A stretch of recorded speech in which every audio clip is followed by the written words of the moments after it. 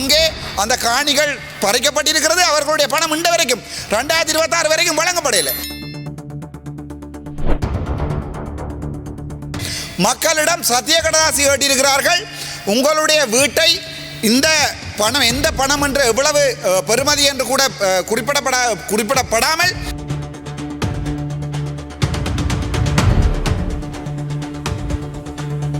ගරු වෛද්‍ය රාමනාදන් අර්ජුන මන්ත්‍රතුමා ඔබතුමාට විනාඩි 5ක කාලයක් ලැබෙනවා. බොහොම ස්තුතියි ප්‍රොෆෙසර්. අද දවස මම මේක ටැමිල් වලින් කියන්නම්. අද இன்றைய தினம் பாராளுமன்றத்திலே வீடுகள் இல்லாதவர்களுக்கு வீடுகள் வழங்கப்படுகிறது தொடர்பாக ஒரு சிறப்பு ஒத்திவைப்பு வேலை பிரேரணையை கொண்டு வந்த எங்களுடைய பாராளுமன்ற உறுப்பினர், அரசாங்க பாராளுமன்ற உறுப்பினர் அவர்களுக்கு நன்றி. நீங்கள் இந்த பிரேரணையை இன்றைக்கு பாராளுமன்றம் கொண்டு வந்திருக்கின்ற இதே நாளில் இன்றைய தினம் தெல்லிப்பளை பிரதேச செயலகத்தில் தங்களுடைய சொந்த காணிகளை கேட்ட மக்களை போலீசாரை கொண்டு இன்றைய தினம் அடித்து வெளியேற்றியிருக்கிறார்கள். அரசாங்க அதிபர் உட்பட உங்களுடைய என்பிபியினுடைய பிரஜாசக்தி என்று சொல்லப்படுகின்ற இந்த கூட்டங்கள் சேர்ந்து இதே நீங்கள் இன்றைக்கு வந்து ஒத்திவைப்பு பிரேரணையை பாராளுமன்றத்தில் கொண்டு வந்திருக்கிறீர்கள்.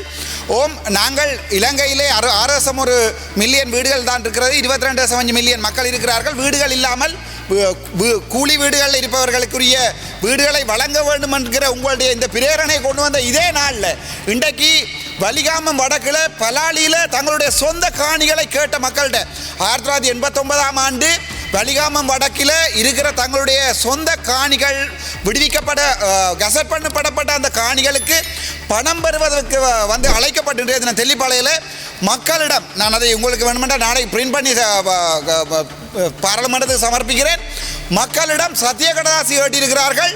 உங்களுடைய வீட்டை இந்த பணம் எந்த பணம் என்று எவ்வளவு பெறுமதி என்று கூட குறிப்பிடப்படாமல் அவர்களுக்கு உங்களுடைய காணிகளை தருவதற்கு சம்மதம் என்ற சத்திய கடதாசியை மொட்டை கடிதம் ஒன்றை எழுதி வேண்டுவதற்கு உங்களுடைய அரசாங்கம் இன்றைய தினம் எத்தனித்துக் கொண்டிருக்கிற நேரத்தில் பாராளுமன்றத்தில் மக்களை ஏமாற்றுவதற்காக வீடில்லாத மக்களுக்கு நாங்கள் வீடுகளை வழங்கப் போகிறோம் என்கிற இந்த ஒத்திவைப்பு வேலை பிரேரணையை நினைக்கின்ற போது என்ன நேரத்தில் என்ன தோணுங்கிறது, உங்களுக்கு வடக்கு மாகாணம் என்கிற ஒன்று இருக்கா இல்லையா தெரியா? அங்கே பலாலியிலே மக்கள் ஏற்கனவே 89ஆம் ஆண்டு 400 சொச்ச குடும்பங்களுக்கு வந்து 89ஆம் ஆண்டு அங்கே அந்த காணிகள் பறிக்கப்பட்டிருக்கிறது. அவர்களுடைய பணம் இன்று வரைக்கும் 2026 வரைக்கும் வழங்கப்படவில்லை.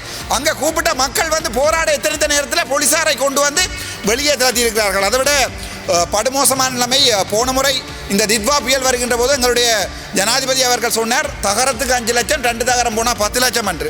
ஆனால் இன்றைக்கு கிளிநொச்சியில் என்ன நடக்குது என்றால், அந்த தித்வா புயலில் பாதிக்கப்பட்ட மக்கள் என்ற பேர்வேல இந்த என்பிபி அரசாங்கத்தினுடைய கைக்கூலிகள், அதே நேரத்தில் இந்த என்பிபி அரசாங்கத்தினுடைய இவர்கள் என்ன பிரஜாசக்தி என்று சொல்லுகின்றவர்களுக்கு அவர்களுடைய வேலை, அதாவது கூலி வேலை செய்பவர்கள், அவர்களுடைய கட்சி வேலை செய்பவர்களுக்கு ஜிஏ முரளிதரன் அவர்கள் லிஸ்ட் போட்டு அனுப்பியிருக்கிறார். அந்த லிஸ்ட்டை பொதுமக்கள் கேள்விக்கு உட்படுத்திய போது மறுபடியும் அதை வாட்ஸ்அப் குரூப்பில் அதை பிளாக் பண்ணி யாருமே வாட்ஸ்அப் குரூப்பில் கதைக்க இல்லாமல் பண்ணியிருக்கிறார்கள் இந்த அரசாங்கம். இதுக்கு மேலேயும் நான் உங்களுக்கு சொல்ல வேண்டுமாக இருந்தால் வடக்கு மாநிலத்திலிருந்து உங்களுடைய பாராளுமன்ற உறுப்பினர் மதிப்புக்குரிய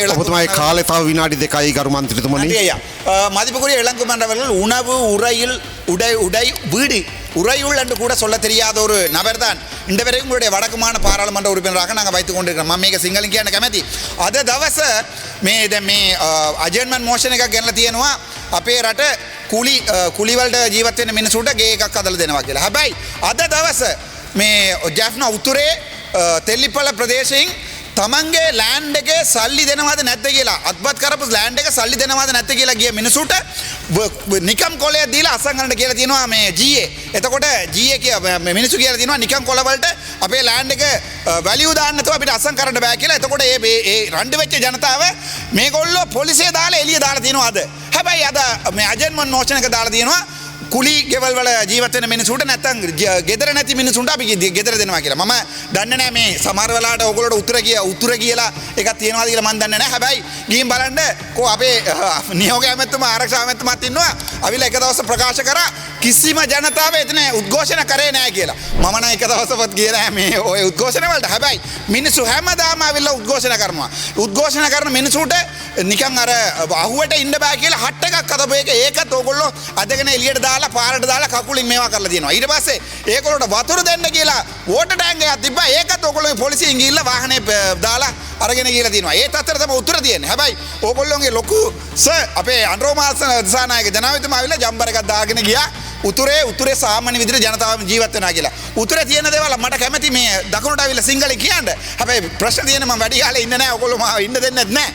හැබැයි මේ දැන් ඕගොල්ලෝගේ හද්ද ශාසියට ඕක හරිනම් හිතලා බලන්නකෝ මම එක දවස් පාර්ලිමේන්තුවේ ඇව්වා දැන් අපේ රටේ මිනිසුන්ගේ ඉඩම රජේ අයිති කරලා තියෙනවා උතුර නගින හැර අරන්න වෙන කොයි හරි අයිති කරලා තියෙනවද කියලා. උත්තර දුන්නා නැහැ කියලා. ඒ කියන්නේ උතුරයි නගින හිරයි තමයි රජේ ඉඩම අත්පත් කරලා තියෙන්නේ. ඔබතුමාගේ කාලය අවසానයි. 1989 අත්පත් කරපු එකට අද ඕගොල්ලෝ නිකම් කොලේගේ මිනිසුන් අත්සන් කරන්න try කරනවා. එතකොට මිනිස්සු බෑ කියපු ගමන් පොලිසිය දාලා එළිය දාලා තියෙනවා. කොච්චර ලැජ්ජාවටද කියලා බලන්නකෝ. මේක මේ වගේ දැන් ඕගොල්ලෝට කොච්චර විශ්වාස දීලා උතුරේ මේ පුට තුනක් අනුතුන්දා චන්ද දුන්න අපේ මිනිස්සු අපිට දුන්න ඕගොල්ලෝට දුන්නා. හැබැයි ඕගොල්ලෝ ලැජ්ජ නැතුව උතුර මිනිස්සුන්ට දෙම සිංහල දන්නේ නැහැ. අපේ වගේ මිනිස්සු අවිලා මේ පාර්ලිමේන්තුවේ ඒවා කියන්න යනකොට අපේවත් ඉවත් කරනවා. අපි ඉවත් වෙලා යනවා. හැබැයි ඊළඟ සැරේ මම ඇවිල්ලා මේ පැත්තට වාඩි වෙන්නේ නැහැ. ওই පැත්තට වාඩි වෙනවා. ඒ කාලේ මම අපේ මිනිස්සුන්ට වෙන්න ඕන දේවල් ඔක්කොම ටික මම කරලා දෙනවා. බොහොම ස්තුතියි.